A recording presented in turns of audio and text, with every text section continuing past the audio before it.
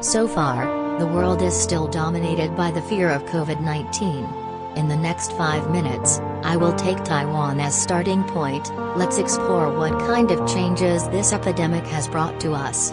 At the end of 2019, rumors of unidentified pneumonia began to spread in Wuhan, China. An ominous breath spread in Asia, and people think of the terrible SARS in 2002. At first, the China authorities tried to reduce people's fears, announced that the virus may come from wild animals and the ability to pass from person to person is weak. People in Taiwan started to panic after learning about it, and the epidemic supplies such as masks and alcohol began to be looted. The government even directly suspended non-essential exchanges between the two sides of the strait. A tribute to Taiwanese self-discipline and government policies, the epidemic did not break out in Taiwan at the beginning. At first the epidemic spread rapidly around the world. Taiwan's epidemic is not very serious. The low number of confirmed cases makes Taiwan recognized by the world. However, just recently the Taiwan epidemic broke out suddenly. But why? Next, I will explore this issue. I think the pilot's quarantine policy is the trigger. About a few months ago, the government relaxed the quarantine standards for crew members. The crew only needs to be quarantined for 3 days, and perform 11 days of independent health management. At that time, people didn't know how much impact this would have. The crew could not be well supervised and brought the virus from abroad to Taiwan. The epidemic started out of control. Taiwanese began to experience what other country has experienced last year. However, the import of vaccines has become a hot topic in Taiwan. The vaccination rate in Taiwan is less than 3% by June 4th. The government tries to protect the domestic biotechnology industry. Attitudes towards vaccine imports tend to be conservative, and the willingness of Taiwanese to be vaccinated is low.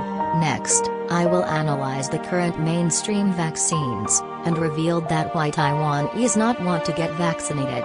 It can be seen that the AZ vaccine has fatal side effect of thrombotic, and thrombosis is more likely to occur in young people. But overall, the side effects are the least, compared with the ancient inactivation technology used in China. The protection is very ordinary, although not as protective as European and American vaccines. It is also an internationally certified defective vaccine. Therefore, you can safely use the AZ vaccine, and most of vaccine Taiwan have is AZ. Worry about side effects become the main reason for Taiwanese reluctance to get vaccinated.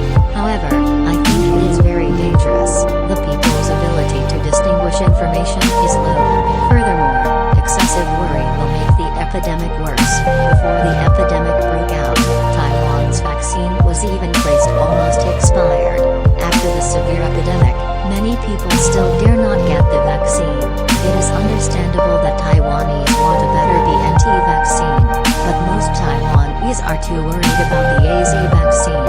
I believe that people will not spend too much time to understand the vaccine. This makes it more difficult for Taiwan to fight the epidemic. The top priority is how to reduce the number of confirmed cases. On this issue, Taipei Mayor Ko Wen-je gave 4 concise methods. Try not to go out. Don't go out without necessity. Wear a mask when going out. Don't eat outside. However, the epidemic will eventually depend on vaccine. At present, the population of Taiwan with internationally certified vaccines is still very low. If Taiwan's vaccine is not effective enough, Taiwan will face serious consequences in the future. Hope that Taiwan will finally usher in a day of victory.